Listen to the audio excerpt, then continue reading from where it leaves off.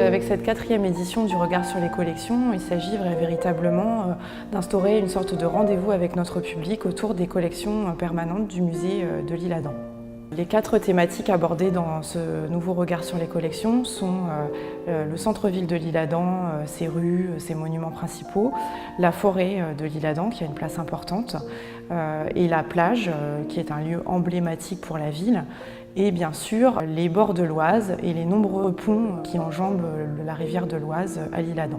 C'est cet environnement particulier entre forêt et rivière qui a vraiment attiré les artistes. En premier lieu, Jules Dupré, qui s'installe à l'Isle-Adam en 1845, et à sa suite, une colonie d'artistes qui vont être vraiment charmés par tous les attraits de la cité adamoise. Le pont le plus représenté et sans doute le plus célèbre de l'Isle-Adam est le pont du Cabouillet.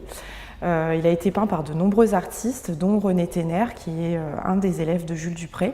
Et nous présentons ici une toile de cet artiste, et d'autres œuvres de ce peintre sont exposées pour ce regard sur les collections.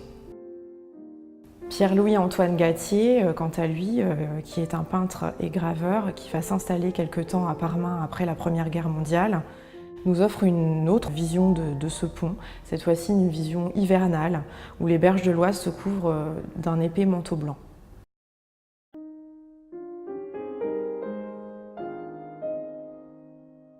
La plage de l'Isle-Adam connaît vraiment son apogée dans les années 20 et les années 30.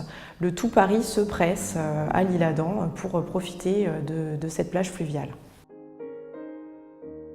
Louis-Jacques Vigon, dans cette peinture des années 20, nous montre une foule de personnages sur la plage, sous une myriade de parasols. Et en arrière-plan, on reconnaît d'ailleurs le pont du Cabouillet.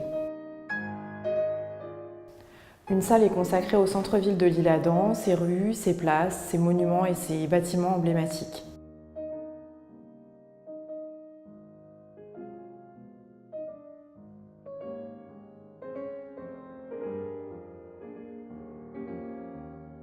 Pierre Poulain a représenté le pavillon chinois entouré de verdure et comme simplement posé sur un plan d'eau dans un pastel très délicat que nous exposons ici.